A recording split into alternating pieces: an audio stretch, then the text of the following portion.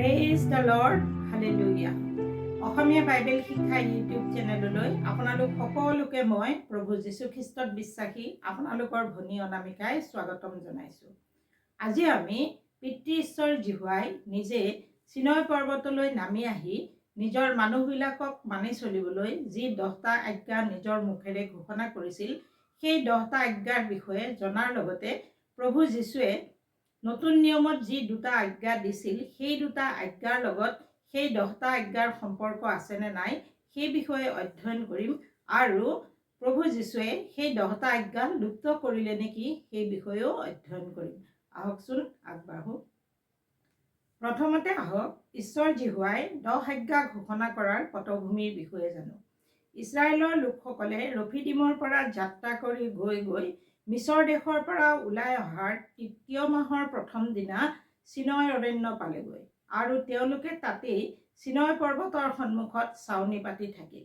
আৰু এদিন মুচিয়ে ঈশ্বৰক লগ পাবলৈ চিনয় পৰ্বতলৈ উঠি গ'ল। তেতিয়া চিনয় পৰ্বতত ঈশ্বৰে মুচিক মাত লগাই এনেদৰে ক'লে। যাত্ৰা পুস্তক 19 অধ্যায় 3-6 পদ। ঈশ্বৰ জিহুৱাই মুচিক ক'লে, তুমি জাকোবৰ বংশক আৰু ইছৰাইলী লোকসকলক নিশ্চয়কৈ কোৱা। 4 পদ। মই মিছৰীয়া লোকসকললৈ যি কৰিলোঁ আৰু কেনেকৈ কুৰৰ পক্ষীৰ ডেউকাৰ দ্বাৰাই তোমালোকক মোৰ ওচৰলৈ আনিলোঁ। 5 পদ।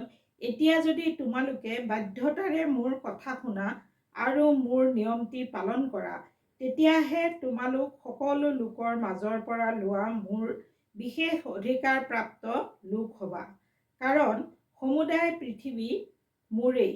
6 পদ। মোৰ বাবে তোমালোক ৰাজকীয় পুৰোহিত আৰু পবিত্ৰ জাতি হ'বা।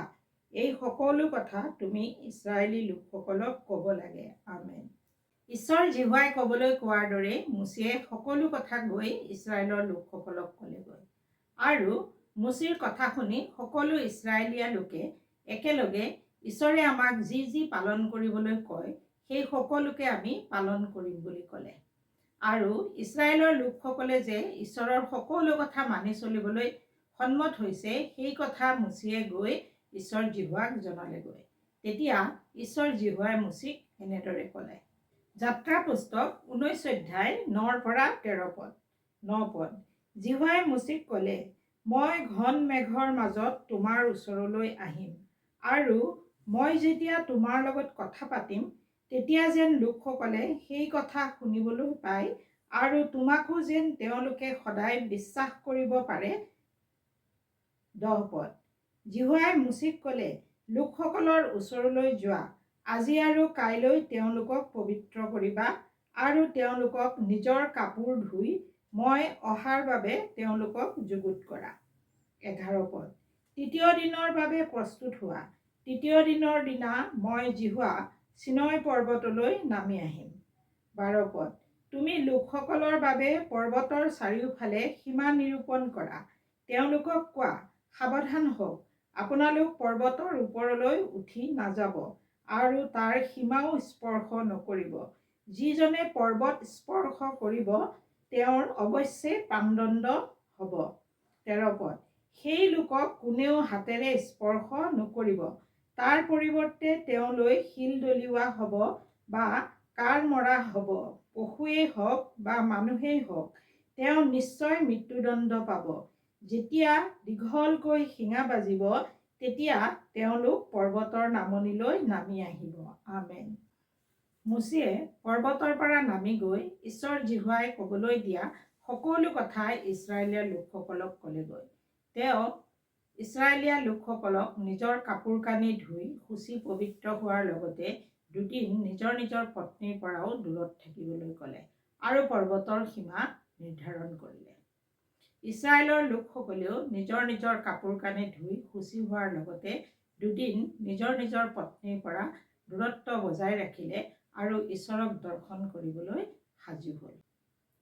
সঁচাকৈয়ে ঈশ্বৰ জিহুৱাই মুচিক কোৱাৰ দৰে 3য় দিনা ৰাতিপুৱা মেঘ গৰ্জন বিজুলী, পৰ্বতৰ ওপৰত ঘন মেঘ আৰু প্ৰচণ্ড শিঙাধ্বনি হ'ল আৰু তম্বুত থকা সকলো লোকবিলাক কঁপিবলৈ ধৰিলে।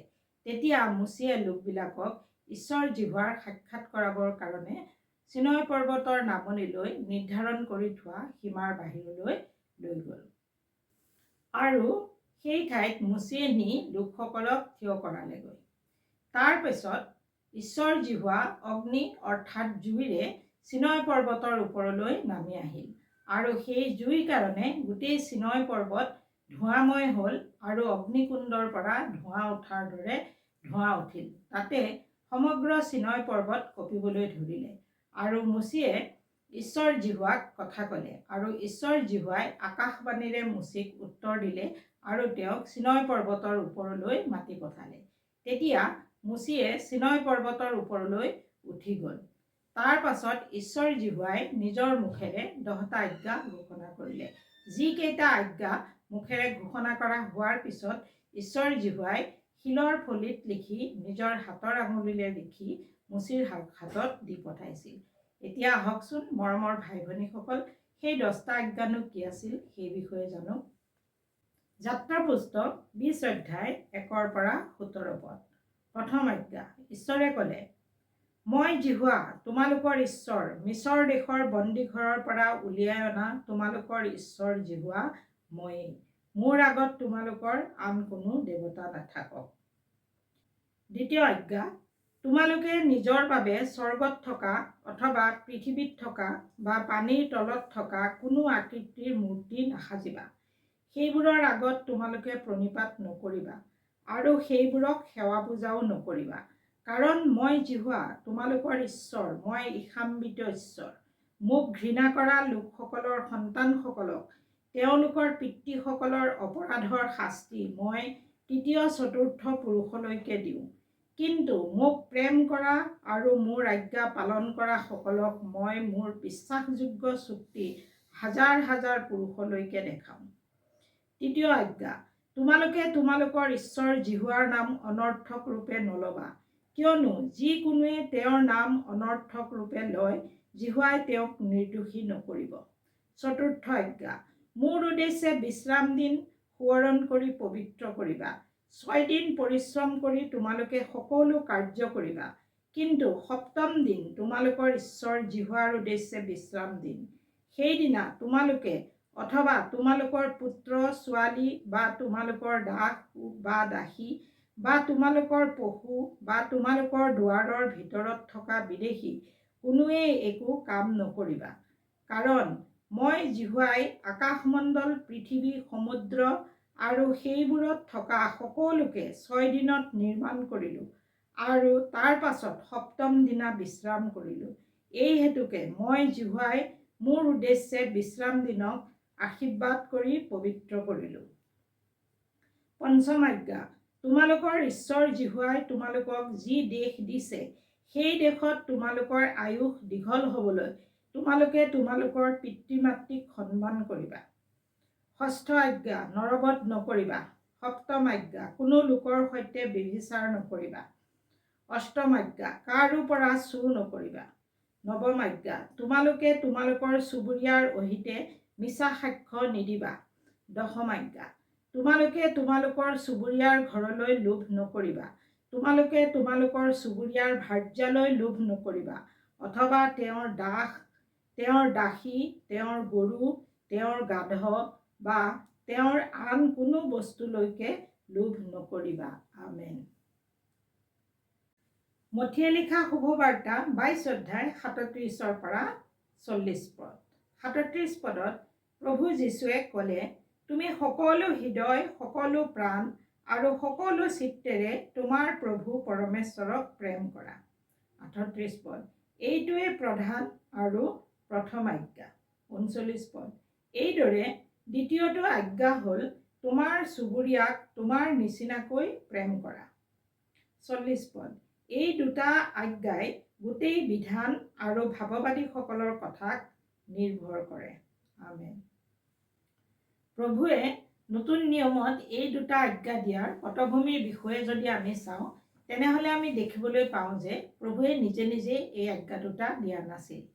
ফৰিচীবিলাকৰ মাজৰ এজন বিধান পণ্ডিতে বিধানৰ কোনটো আজ্ঞা শ্ৰেষ্ঠ বুলি পৰীক্ষা কৰিবলৈহে প্ৰভুক প্ৰশ্ন কৰিছিল আৰু সেই বিধান পণ্ডিতজনৰ প্ৰশ্নৰ উত্তৰ দিবলৈ গৈ যদিও প্ৰভুৱে এই দুটা আজ্ঞা দিছিল, তথাপি শেষত সেই দুটা আজ্ঞাতে সমগ্ৰ বিধান আৰু ভাৱবাদীসকলৰ বাক্য সোমাই আছে বা নিৰ্ভৰ কৰে বুলি প্ৰভুৱে ক'লে।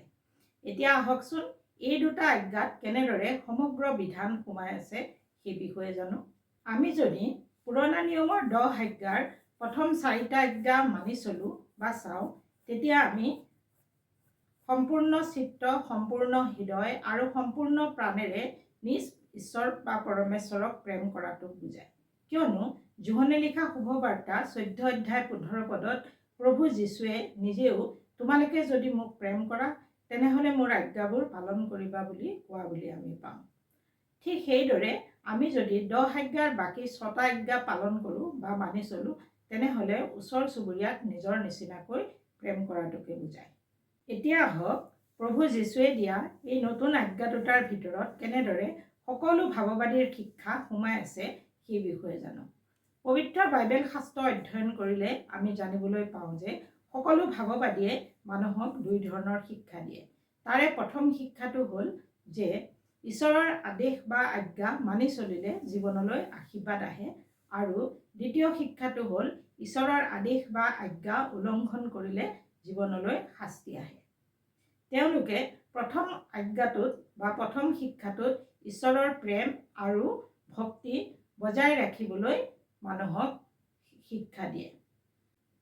যিচয় ভাৱবাদীৰ পুস্তক 1 অধ্যায় 18 পৰা 20 পদত আমি এনেদৰে পাওঁ, ঈশ্বৰ জিহুৱাই কৈছে 18 পদ, এতিয়া আহা আমি তৰ্ক বিতৰ্ক কৰোঁ হওক। তোমালোকৰ পাপবোৰ উজ্জ্বল ৰঙা হ'লেও হিমৰ দৰে বগা কৰা হ'ব, আৰু অগ্নিবৰ্ণৰ দৰে ৰঙা হ'লেও সোণৰ দৰে হৈ পৰিব। 19 পদ, তোমালোকে যদি ইচ্ছা কৰা আৰু বাধ্য হোৱা তেনেহ'লে তোমালোকে দেশৰ উত্তম ফল ভোগ কৰিবলৈ পাবা। 20 পদ, কিন্তু যদি তোমালোক অসন্মত হৈ বিদ্ৰোহ আচৰণ কৰা তেনেহ'লে তৰোৱালৰ দ্বাৰাই গ্ৰাস কৰা হ'ব, কিয়নো জিহুৱাৰ মুখে এই কথা ক'লে। আমেন। ঠিক সেইদৰে জিৰিমিয়া ভাৱবাদীৰ পুস্তক 29 অধ্যায় 11 পৰা 13 পদতো আমি এনেদৰে পাওঁ। 11 পদ, তাতে ঈশ্বৰ জিহুৱাই কৈছে, মই তোমালোকৰ বিষয়ে কৰা সংকল্প ময়ে জানো। তোমালোকৰ শেষ অৱস্থাত তোমালোকক আশা দিবলৈ সেয়ে মংগলৰ সংকল্প, অমংগলৰ নহয়। 12 পদ, আৰু তেতিয়া তোমালোকে মোক মাতিবা আৰু গৈ মোৰ আগত প্ৰাৰ্থনা কৰিবা, তেতিয়া মই তোমালোকৰ কথা শুনিম। 13 পদ, আৰু তোমালোকে সমস্ত মনেৰে মোক বিচাৰিলে মোক বিচাৰি পাবা। আমেন। আৰু দ্বিতীয় কথাটো ওচৰ চুবুৰীয়াক প্ৰেম কৰাৰ বিষয়ে আমি মিখা ভাৱবাদীৰ পুস্তক 6 অধ্যায় 8 পদ আৰু জকৰীয়া ভাৱবাদীৰ পুস্তক 7 অধ্যায় 9 আৰু 10 পদত আমি এনেদৰে পাওঁ। আহকচোন বাক্য দুটা চাওঁ। মিখা ভাৱবাদীৰ পুস্তক 6 অধ্যায় 8 পদ, তাতে এনেদৰে আছে, জিহুৱাই কৈছে, হে মনুষ্য, জিহুৱাই যি ভাল সেই বিষয়ে তোমালোকক কৈছিল, আৰু জিহুৱাই তোমালোকৰ পৰা এইবোৰ বিচাৰে, ন্যায়ৰূপ কাৰ্য কৰা, দয়াশীলতাক ভাল পোৱা, আৰু তোমালোকে ঈশ্বৰৰ সৈতে নম্ৰভাৱে চলা। আমেন। জকৰীয়া ভাৱবাদীৰ পুস্তক 7 অধ্যায় 9 আৰু 10 পদ, তাতে ঈশ্বৰ জিহুৱাই এনেদৰে কৈছে, 9 পদ, তোমালোকে সত্যৰে, বিশ্বাসেৰে আৰু দয়াৰে বিচাৰ কৰা, আৰু প্ৰতিজনে নিজ নিজ ভাইৰে সৈতে দয়া আৰু কৰুণা ব্যৱহাৰ কৰা। 10 পদ, আৰু যিসকল বিধৱা, পিতৃহীন, বিদেশী আৰু দৰিদ্ৰ সেই লোকসকলক অত্যাচাৰ নকৰিবা। আমেন। এইখিনি অধ্যয়নৰ পৰা আপোনালোকে নিশ্চয় জানিব পাৰিলে যে প্ৰভু যীশুৱে নতুন নিয়মত 2টা নতুন আজ্ঞা দি পুৰণা নিয়মৰ 10 আজ্ঞা সমাপ্ত কৰি পেলোৱা নাই। ইয়াৰ পৰিৱৰ্তে প্ৰভু যীশুৱে এই নতুন নিয়মৰ 2টা আজ্ঞাৰ ভিতৰত পুৰণা নিয়মৰ 10টা আজ্ঞা অন্তৰ্ভুক্তহে কৰিলে। ইয়াৰ কাৰণ হ'ল প্ৰভু নিজেই ঈশ্বৰৰ বাক্য হয়, কিয়নো যোহনে লিখা শুভবাৰ্তা 1 অধ্যায় 1 পদত আমি সকলোৱে জানো যে আদিতে বাক্য আছিল, আৰু বাক্য ঈশ্বৰৰ সৈতে আছিল, আৰু বাক্যই স্বয়ং ঈশ্বৰ, আৰু সেই বাক্যই হৈছে প্ৰভু যীশুখ্ৰীষ্ট। ইয়াৰোপৰি মথিয়ে লিখা শুভবাৰ্তা 5 অধ্যায় 17 পৰা 19 পদত প্ৰভু যীশুৱে নিজেও এনেদৰে কোৱা বুলি পাওঁ। আহকচোন বাক্যকেইটা চাওঁ। মথিয়ে লিখা শুভবাৰ্তা 5 অধ্যায় 17 পদ, প্ৰভুৱে ক'লে, নাভাবিবা যে মই বিধান বা ভাৱবাদীসকলৰ বাক্য বিনষ্ট কৰিবলৈ আহিছোঁ, কিন্তু সিদ্ধ কৰিবলৈহে আহিছোঁ। 18 পদ, কিয়নো মই তোমালোকক স্বৰূপকৈ কওঁ, স্বৰ্গ আৰু পৃথিৱী লুপ্ত নহয় মানে আৰু সকলো সিদ্ধ নোহোৱালৈকে বিধানৰ এটি ইকাৰ বা এক বিন্দু কোনোৰূপে লুপ্ত নহ'ব। 19 পদ, এই হেতুকে যিকোনোৱে এই আজ্ঞাবোৰৰ মাজৰ সৰু এটিও উলংঘন কৰে আৰু আন লোকক সেইদৰে কৰিবলৈ শিকায়, তেওঁ স্বৰ্গৰাজ্যত সকলোতকৈ সৰু বুলি গণ্য হ'ব। কিন্তু যিকোনোৱে সেইবোৰ পালন কৰে আৰু সেইদৰে শিকায়, তেওঁ স্বৰ্গৰাজ্যত মহান বুলি গণ্য হ'ব। আমেন। অকল ইমানেই নহয়, প্ৰকাশিত বাক্য 11 অধ্যায় 19 পদত প্ৰভুৰ পাচনি জোহনে স্বৰ্গত থকা ঈশ্বৰৰ মন্দিৰৰ ভিতৰত নিয়ম চন্দুক থকা বুলি লিখি থৈ গৈছে। এইখিনিতে আপোনালোকক জনাই থওঁ যে চিনয় পৰ্বতত ঈশ্বৰ জীহুৱাই নিজৰ মুখেৰে যি 10 আজ্ঞা ঘোষণা কৰিছিল, সেই 10 আজ্ঞা পিছত শিলৰ ফলি দুখনত নিজৰ হাতৰ আঙুলিৰে লিখি মুচিৰ হাতত দি পঠাইছিল আৰু নিয়ম চন্দুকৰ ভিতৰত ভৰাই ৰাখিবলৈ কৈছিল। যদিওবা সেই নিয়ম চন্দুক অৰ্থাৎ পৃথিৱীত থকা নিয়ম চন্দুক স্বৰ্গত থকা নিয়ম চন্দুকৰ ছাঁ বা নকলহে আছিল। অৱশ্যে পৃথিৱীত থকা নিয়ম চন্দুক বৰ্তমান নাই, কিয়নো বেবিলনৰ ৰজা নবুখদনেছৰৰ প্ৰধান সেনাপতি নবুজৰদানে 597 খ্ৰীষ্টপূৰ্বত ঈশ্বৰ জীহুৱাৰ উদ্দেশ্যে চলোমন ৰজাই যি প্ৰথম মন্দিৰ নিৰ্মাণ কৰিছিল আৰু সেই মন্দিৰ জুই লগাই পুৰি পেলোৱাৰ পিছৰে পৰা পৃথিৱীত নিয়ম চন্দুক নাই।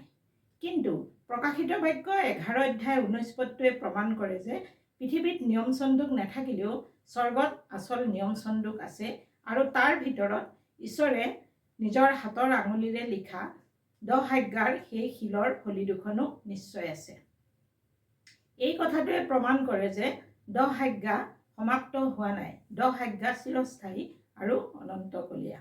গতিকে আহক ভাই ভনীসকল, আমি ঈশ্বৰৰ আজ্ঞাধীন হৈ ইজনে সিজনৰ প্ৰেমত থাকি যাতে প্ৰভুৱে আহি আমাক লৈ নোযোৱালৈকে প্ৰভুৰ শুভবাৰ্তা ঘোষণা কৰি জগতত সময় পাৰ কৰিব পাৰোঁ, তাৰ কাৰণে নিৰন্তৰে প্ৰাৰ্থনা কৰি থাকোঁ। প্ৰভুৰ অনুগ্ৰহ আমাৰ সকলোৰে লগত